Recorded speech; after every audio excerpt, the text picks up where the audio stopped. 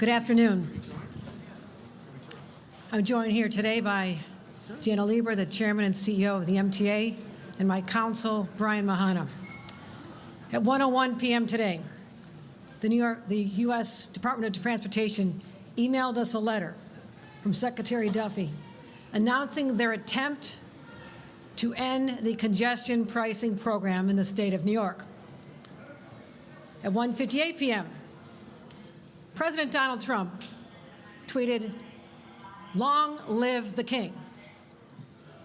I'm here to say New York hasn't labored under a king in over 250 years. And we sure as hell are not going to start now. The streets of this city where battles were fought, we stood up to a king, and we won then. And we will. In case you don't know, New Yorkers, when we're in a fight, we do not back down, not now, not ever. Because who are we fighting for here? We're fighting for our residents, our commuters, our riders, our drivers, our emergency personnel. Life has gotten better, even those who have asthma, people with illness. That's who we're fighting for. And the 6 million people who use the MTA to get to their jobs and their lives and their doctor appointment, nurses, doctors, EMTs, all the people who need to get to their jobs in a reliable way, they're now going to be affected. So I also have to raise a question. As I look at the pretense for this rejection, and we have a lot of legal reasons why we know we're going to be victorious, but they actually cited the will of New Jersey. New Jersey didn't want this. Ignoring the will, the people who live here, they're elected leaders in Albany, and all of a sudden, the Trump administration is citing, well, New Jersey wasn't happy, okay? I will talk about that later. But here's what I want to also say. I don't care if you love congestion pricing or hate it. This is an attack on our sovereign identity, our independence from Washington. And this is, we are a nation of states. This is what we fought for. This is what people like Alexander Hamilton and others fought for, to set up a system where we are not subservient to a king or anyone else out of Washington. So this is the fight we're in. It's all about our sovereignty. And I spoke to the president many times in a reasonable way, calm way. You're a New Yorker. You know how essential it is to have safe, reliable public transit, or else this system shuts down. Our economy shuts down. The nation's economy could shut down. That's how essential we are. And one would think he would know that. And then you have others involved. I mean, it feels like the commuters of our city and our region are now the roadkill on Donald Trump's revenge tour against New York. And I have to say this to Secretary of Transportation, Sean Duffy. It's not the real world, Sean. It's real life for New Yorkers, and don't you forget that. So, we're in fight mode. Within seconds of us getting this notification, our MTA was prepared. We knew this could come. Filed a lawsuit within minutes. I'm very confident we'll be successful. And I also want to say, the cameras are staying on. We are keeping the cameras on.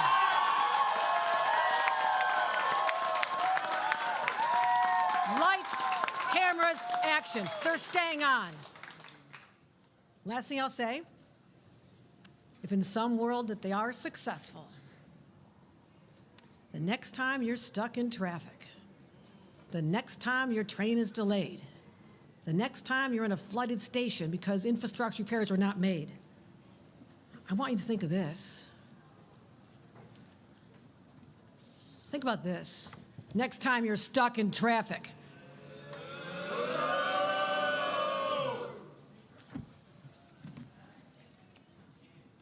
okay? We know where the blame goes, okay? We have my top 10 reasons why congestion pricing is working, but as someone who's worked so hard, I want to let Jana Lieber tell you why we believe this program is working and why it's essential. Then we haven't taken any questions, and my counsel can explain our legal strategy as well. Thank you very much.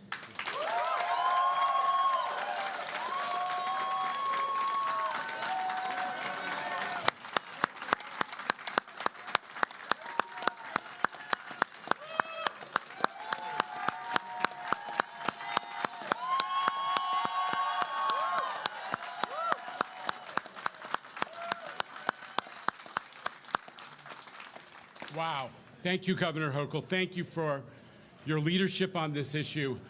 Simple situation. New York ain't going back. We tried gridlock for 60 years. It didn't work. It cost our economy billions. But you know what's helping our economy? What's making New York a better place? Congestion pricing. So as the governor said, let me just take you through what's happened in the month and a half since tolling began. Traffic was down 9% in January. 1.2 million fewer vehicles entered the central business district, and that meant bus speeds and all speeds went way up, particularly express buses, people coming from areas where a lot of people drive. The cross streets, which are the death zone for drivers in Manhattan, anybody knows that. Canal Street, 34th Street, 57th Street, speeds are up, up, up. The streets are safer, half as many crashes, and that means pedestrians are not getting injured and killed. But this is a governor who talks to me about the economy. There are fewer cars, but there are more people coming to the central business district. That's what you want. That's what you want. And the central business district areas have had a surge in pedestrian traffic, office workers, tourists, shoppers, that far outpaces the rest of the city and the rest of Manhattan. And small thing, we heard a lot of people, oh, no one's going to come here for dinner. Restaurant reservations up 7% since congestion pricing, far outpacing the other cities on the East Coast. Broadway is humming. Gross is up 25%. Audience attendance up 20%. Yellow cabs were concerned. They've had a hard time before COVID and during COVID. Their trips and their tips are up 10%. Their yellow cab drivers are seeing a lot more money. And a small fact that might, I don't know, interest President Trump, commercial office leasing in the month of January of 2025 compared to 2024, up 61%. Is that a vote of confidence? People want to be in New York. People want to come to New York, and they're signing leases. New Yorkers are seeing the difference. As the governor alluded to, there was one poll, major poll done, and it found that 6 out of 10 voters say President Trump should allow us to keep congestion pricing. And interestingly, 7 out of 10 drivers, the people who regularly drive to Manhattan, are saying this is good, this is a good deal. And they are saying keep congestion pricing. So it's mystifying that after 4 years of environmental study, a 4,000-page environmental review, that the US DOT would seek to reverse course. So we're doing, I just want to reinforce what the governor said. We're doing exactly what the federal government asked of New York and everybody.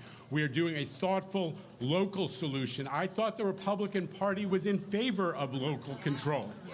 I thought the Republican Party was in favor of local control. And so, as you said, Real World New York, a new episode, tells you at our density, 9 times Phoenix or Houston, one of those Sunbelt cities, we don't have enough room to have everybody come to our streets in a car. We just don't have enough room. So, as the governor said, within moments of receiving that letter, we responded with a lawsuit which says, number one, we're seeking a declaratory judgment that this is not proper, and number 2, we're not turning off the tolls until this report.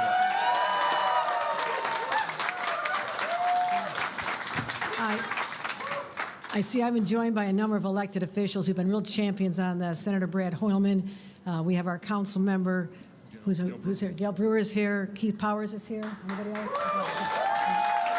Thank you. Thank you for understanding of this. I have my counsel here, Brian Mahana, if anybody has any questions about our legal strategy. Would you like to address that or just wait this? Okay, okay. All right, we're fired up, ready to go. What do you got? We'll take a couple of questions. Allie Bauman back there in the blue, CBS 2. Allie. Governor Hochul, I wonder if you think that it's a coincidence this letter came on the same day that Mayor Adams was in court over the DOJ trying to remove the case against him, or if you think the Trump administration is trying to send a message in sending this letter today. I have no clue. All right, there's Bernadette Hogan right down in front row, New York 1.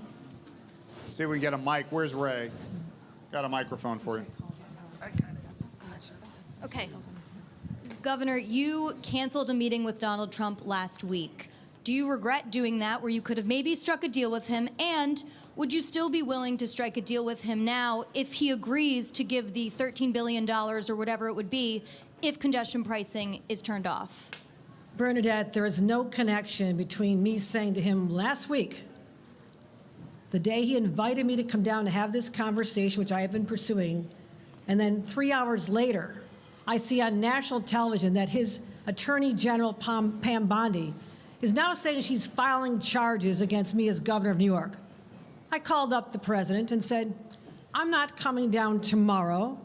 I don't know what your plan is. You're going to slap handcuffs on my goddamn hands? So I'm not coming down, but I will be back later in the week, which would be this week, when our national governors gather.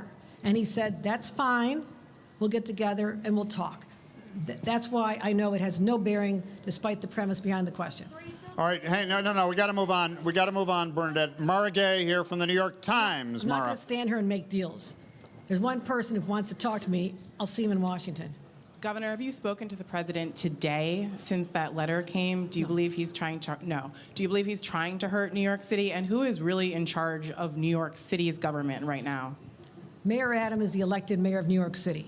I'm the governor of New York. New York City is a subdivision of the state of New York. I also have responsibilities to make sure the services are provided to 8.3 million people that I also represent. I'm not concerned about that. There is a path forward to make sure we stabilize this city and its government. That is unrelated to this. I'm happy to talk to the president at any time, and that's all I'll leave it at. What was it? Sorry, do you believe that the president of the United States is trying to hurt New York City and its economy? I said that I think our commuters are the roadkill on his revenge tour. Yes, I do. All right, Ramsey Khalifa back there. Ramsey from Gothamist WNYC. Ramsey. Governor, are you concerned that this is just the start of more punitive cuts down the road from the president? I mean, what have those conversations been like? Has he mentioned, for example, Penn Station and the future of that facility and that infrastructure? I'm the one who raised those issues to him. I spoke to him as a fellow New Yorker, as someone who knows this city better than any president since FDR. I talked to him about my vision, which could be a shared vision, to make major infrastructure investments here in this great city, looking at a place like Penn Station and make it be a gorgeous, spectacular place. Expanding the 2nd Avenue subway up to Harlem so people can get good-paying jobs without spending half the day commuting down to Wall Street. I talked about the Interborough Express, why people from Queens and Brooklyn have to come into the city to go to their jobs or their homes. I've shared with him a vision. I actually put together a beautiful PowerPoint. Got a lot of nice pictures. I plan on handing that to him when I see him this week. So I still believe there's an opportunity, because I never say never. I'm not going to presume that he's going to try to continue to undermine our integrity as a New York State, especially when they see we're not going to bow to the king. Never have, never will. So that's the message I want to deliver. All right, Jenny Kane back there from the Associated Press. Jenny, AP. Oh, thank you. Well, since we have been talking about Mayor Adams, can you No, share we're with not. us your Next latest? question. No, we're gonna move on to Evan Simcoe Bednarski from the New York Daily News. Governor, the president has characterized the conversations that you had leading up to this as discussions, negotiations. Given what happened today, was he negotiating, was he discussing in good faith? Can you talk about what, if anything, he offered? No, I cannot. I'm not right. going to divulge private conversations other than I know my objective.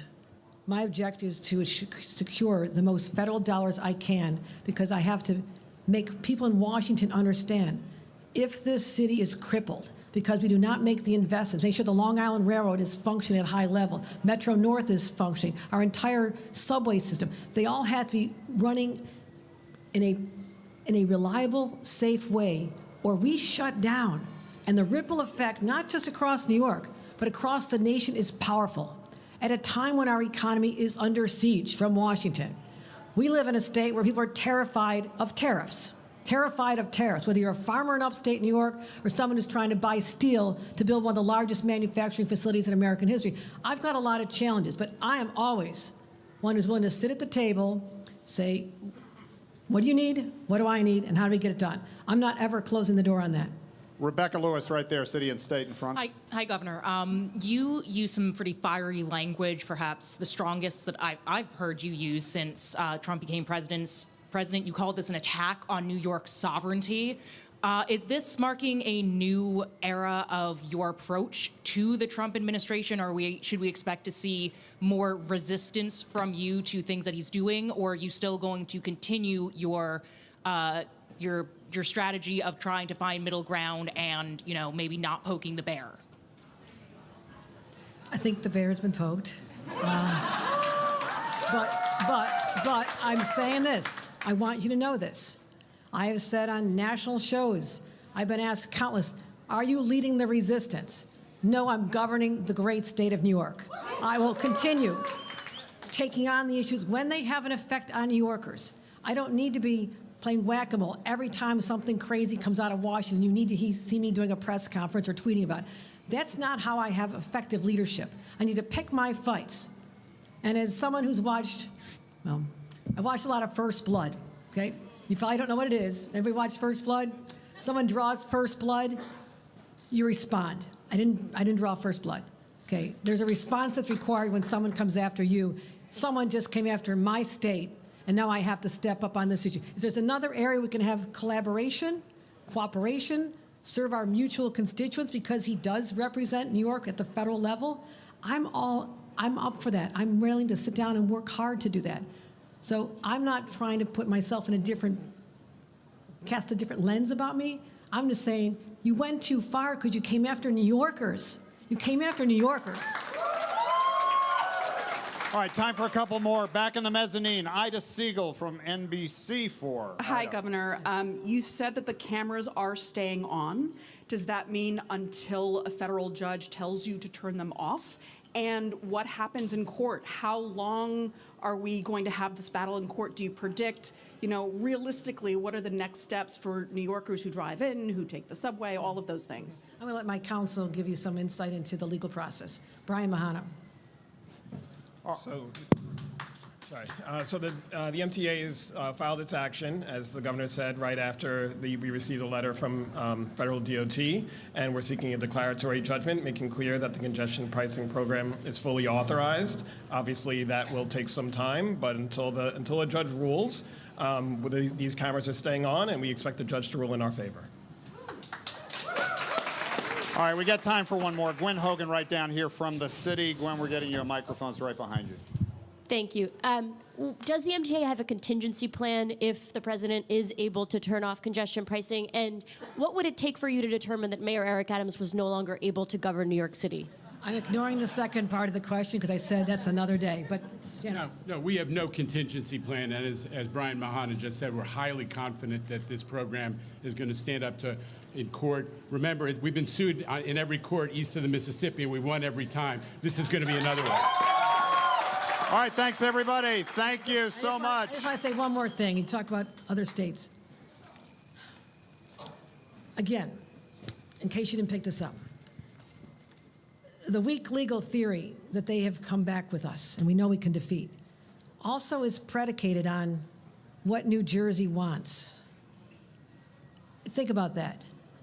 I'm so happy people from New Jersey come here.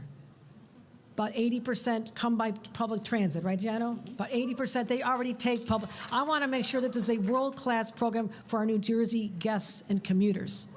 But in what world should we be standing down the will of another state, right? I mean, that just doesn't happen. I mean, I personally would like to have all the New York teams playing in New York, okay? Okay? I'm not proposing that the federal government go annex the Meadowlands, but so there's a certain respect you have that you need to have for the boundaries of our states. So New Jersey residents, come, you're welcome, but you're not forced to come here. This is the flaw in their argument. They have choices. Keep coming, we love you. That's great. But the people who live here, who are real New Yorkers, they're the ones who I have to listen to and I will always fight for. Thank you very much, everybody. Thank you. Thank you very much.